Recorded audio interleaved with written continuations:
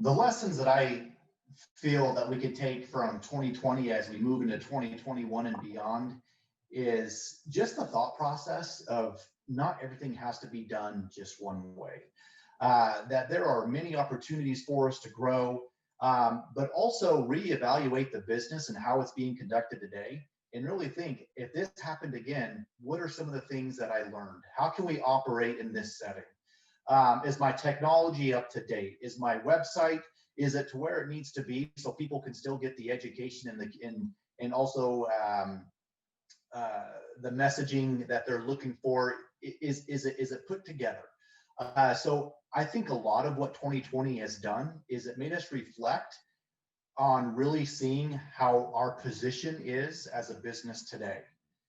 And if we ever had to, and I, knock on wood that we don't have to go through this again, or this continues on longer than we want, um, it really has shown us that we can adapt, we can build, we can build new things into this profession that we may have not have done before. It's opened our minds to other avenues that we may not have thought of before. But it gives us a sense of hope. And for me also, it has created a top of mind awareness that we talked about a lot, where funerals and those celebrations, they've been looked at more and more. And so we need to utilize that opportunity in this profession and really get out there. Paul, you said it perfectly when, we need to tie these communities together. And this is an opportunity that we have, that we can gain from 20. Need for people to learn more about our profession, about our industry, and be able to have that available to them, whether it's through our national associations, whether it's through the local funeral home. We as an organization or a profession need to really come back together and make sure we have that education available, because I really see a big need coming. And one of those biggest needs is the pre-need space. One of the things I don't like to focus on, but it's reality, is whenever there is a traumatic experience or something traumatic happens, it tends to refocus our thought process. And that thought process, always ties back to us as individuals is, do I have everything taken care of? And that's what I really believe 2020 has done, not just for a few people, but for our whole country, even, globally. It's people are reflecting on themselves, on their families, what matters most to them. They're being home more. And so celebration and community is going to be a key thing. And so we need to take that opportunity now and make sure we're prepared, because there's going to continue to be a big rise in interest when it comes to our profession. And the interesting thing is, even though how challenging this year has been, people are still out there. Funerals are still being conducted. We couldn't stop. We had to continue to push forward. People are still pre-planning. We're seeing a lot of that continuing to rise. I mean, we're having areas where we're surpassing even last year, and that's hard to comprehend because of the limitations that we have today. But it's the ability to grow. It's the ability to think outside the box. There's a lot of great things that we can come and really reevaluate who we are into 2021. And again, top of mind to me is the biggest thing. It's been a focus, and we need to really use that moving into these coming years. So I love it. The only thing I'll say, Cameron, is I thought for sure this is the biggest softball, because there is one thing that 2020 has shown us is the importance of pre-planning. And again, I'm going to take it out of the death care. Obviously, again, I'm just trying to help you here, but man, this is the epitome of why you pre-plan. And out of 2020, I hope every business, death care and otherwise, looks at this and pre-plans their business. Because if we have seen anything, it's how caught off guard so many of us were. And you're right, we reacted well, and that's everybody did, and I think that's fantastic.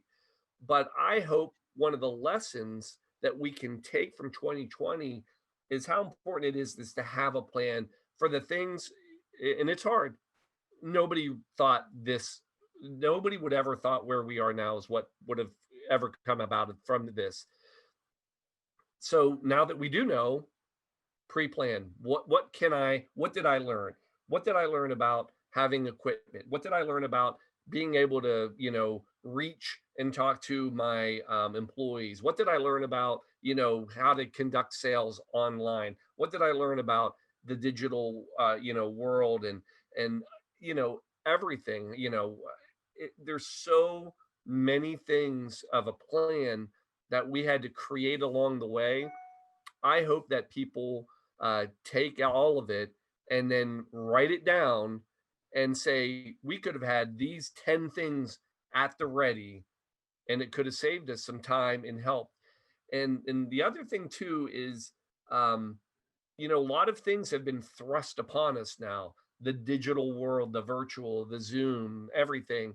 And I hope the lessons we take into 2021 is that we embrace some of these new things.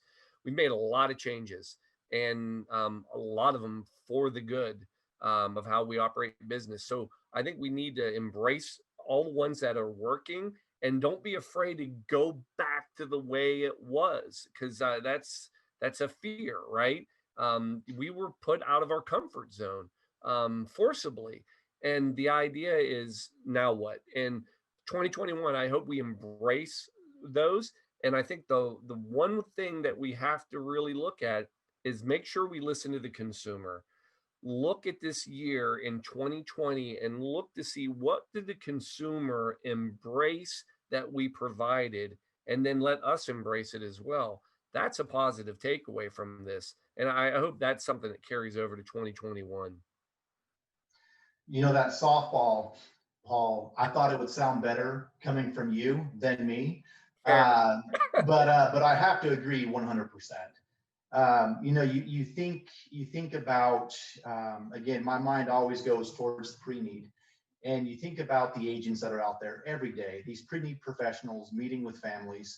What they have done and what they've discovered is just another opportunity to get in front of people that they never would have done before. And what I mean by that is, you look at the pre-need sales opportunity.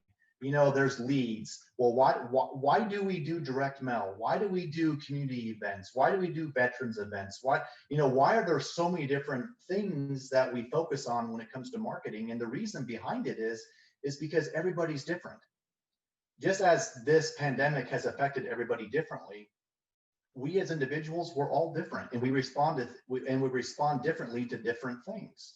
And so what this again has done is it's allowed us the opportunity to add this virtual or digital platform to be able to continue to meet those families and individuals down the road. Again, I'm with you. I'm ready to go back to more in person when it's safe and when we're allowed to do so. But don't be scared also to continue some of the things that you have become very aware of during this. When we go back to normalcy, don't disregard the things that we've done, because those are going to be added values that you can continue on to continue to better your business, better your exposure.